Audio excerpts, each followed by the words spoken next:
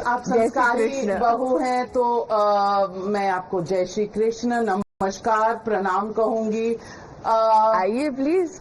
New surroundings आपके लिए स्मृति ईरानी जी या तुलसी जी, आज आपको क्या कहूं, 25 साल बाद ये रोल, उफ, व्हाट्स हैपनिंग। आप हैं कौन? आप तुलसी हैं, आप स्मृति ईरानी पॉलिटिशियन हैं, आप हैं कौन? मुझे लगता है कि अगर जब आप मुझसे मुखातिब होती हैं तो और ये सवाल करती हैं कि मैं हूं कौन, और आप इस कश्मकश में रहती हैं कि पॉलिटिशियन है, एक्टर है, मैं स्मृति ईरानी है। चाहे आप उसे अलग स्वरूप में देखें, चाहे अलग तमगे के साथ देखें, चाहे अलग पायदान पर देखें, चाहे अलग व्यवस्था में देखें, इंसान वही है। इंसान वही है, लेकिन रोल बदलते रहते हैं, क्योंकि कहते हैं ना, रिश्तों के भी रूप बदलते हैं। बिल्कुल, रिश्तों के रूप बदलते हैं और आपका रोल बदलता रहता है। तो स्मृति जी, मैं आपसे पूछना चाहती हूँ कि 2024 के इलेक्शन के बारे में बहुत सारी बातें हुई जी। आपने अपने आप को ये जो री इन्वेंट किया है, आप हमेशा करती हैं किसी न किसी तरीके से, लेकिन ये री इन्वेंशन, इसके पीछे आपकी सोच क्या है? मुझे नहीं लगता कि इसे आप री इन्वेंशन कह सकते हैं। ये एक स्टोरी की रीटेलिंग हो सकती है। वो स्टोरी जो आज से 25 साल पहले टेलीविजन पर कही गई, वो स्टोरी जिसे 10:30 बजे रात के एक बहुत ही अजीबोगरीब स्लॉट में धकेला गया, क्योंकि एक महिला प्रोड्यूसर एक स्टोरी को लेकर बहुत उत्साहित थी। एक बहुत बड़ा शो 9 बजे आने वाला था स्टार प्लस पे, और उस शो और हमारे बीच फासला बहुत था। हमारे शो ने एक इतिहास रचा टेलीविजन के लिए। लोग कहते हैं history doesn't repeat itself, well I guess we have even defeated that adage. इतिहास हमने दोहराया। आज अगर आप कहें कि क्या कोई ऐसा शो है जो आज चल रहा है जो 25 साल बाद दोबारा री इन्वेंट या रीलिव हो सकता है, मुझे नहीं लगता। तो आप 2029 में तुलसी होंगी या वापस? वो तो ठाकुर जी जाने, कब कहाँ क्या होंगे वो ठाकुर जी जाने। लेकिन आज की पॉलिटिक्स जी, आप आई एम श्योर पार्लियामेंट देखते रहती हैं। ट्रम्प 32 बार क्या कह रहे हैं, 33 बार क्या कह रहे हैं, 34 बार क्या कह रहे हैं। आई थिंक भारत ने कल जो स्टेटमेंट दिया है रशियन ऑयल परचेज के संदर्भ में, वो अपने आप में बहुत सारी भूमिकाओं को दर्शाता है। बहुत ही मेजर्ड स्टेटमेंट है भारत का। मैंने हमेशा मंत्री के नाते भी कहा है कि इंटरनल सिक्योरिटी पे MHA और जियोपॉलिटिकल पोजीशंस जो हिंदुस्तान की हैं उस पे MEA को ही बोलना चाहिए।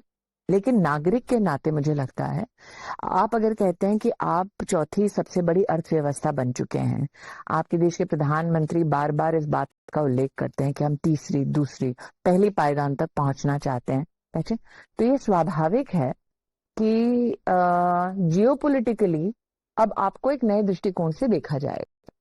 ये स्वाभाविक है कि जिन पायदानों पर आप पहुंचना चाहते हैं, वहां के लोग नहीं चाहेंगे कि आप बड़ी आसानी से उन उपलब्धियों तक पहुंचे। ऑपोजिशन को नहीं समझा पा रहे तो कैसे समझाएंगे? ऑपोजिशन स्वभाव से ही समझना नहीं चाहता, इसीलिए तो ऑपोजिशन है।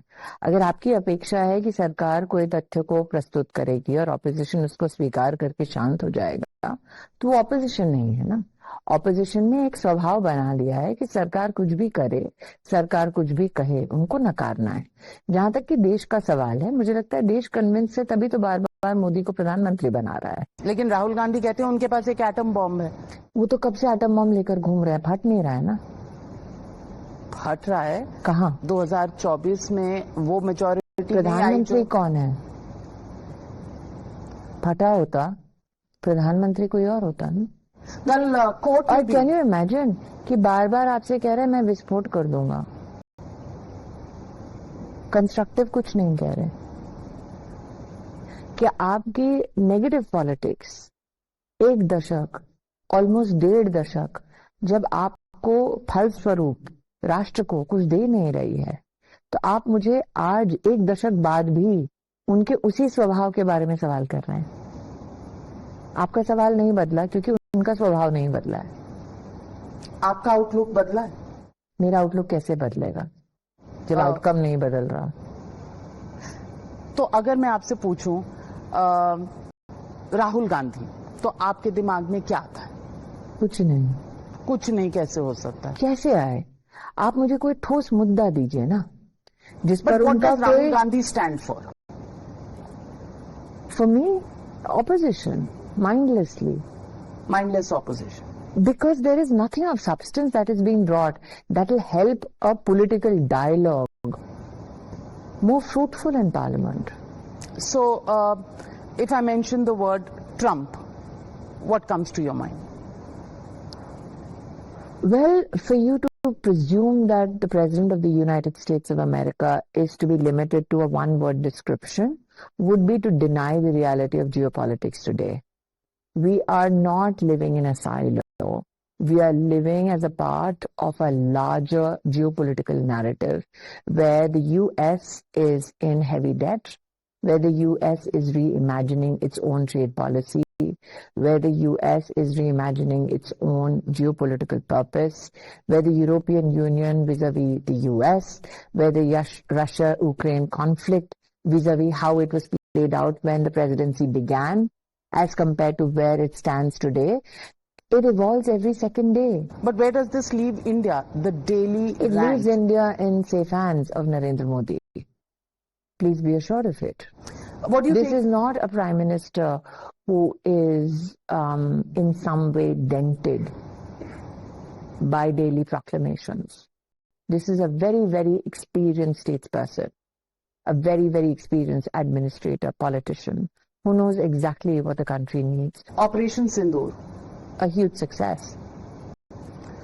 In which case, why is this talk about shooting down our planes something that we shy away from? I think I would rather go by the DHAMO statements. I think I would rather go by the government statements and not pontificate on why this and why that. Shashi Tharoor, What of him? what do you think of him? Why do I need to think anything?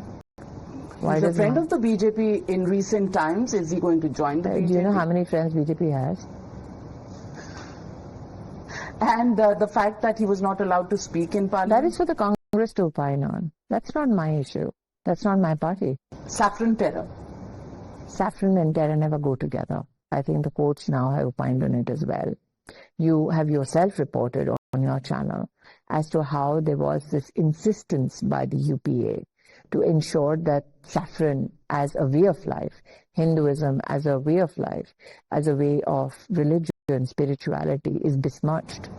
That is now being exposed. But the Supreme Court yesterday, in the Rahul Gandhi case, defamation case on pitai ho gayi army walon ki, and China has taken 2,000. It said that the leader of opposition should speak in Parliament, not in social media. There is a debate that has now emerged on that. Should politicians not speak on social media? All of you do. देखिए, आप जब एक constitutional position पे होते हैं तो आपकी एक जिम्मेदारी होती है. एक regular run of the mill politician और एक पॉलिटिशियन जो एक संवैधानिक पायदान पर है, पद पर है, उसमें थोड़ा फर्क होता है.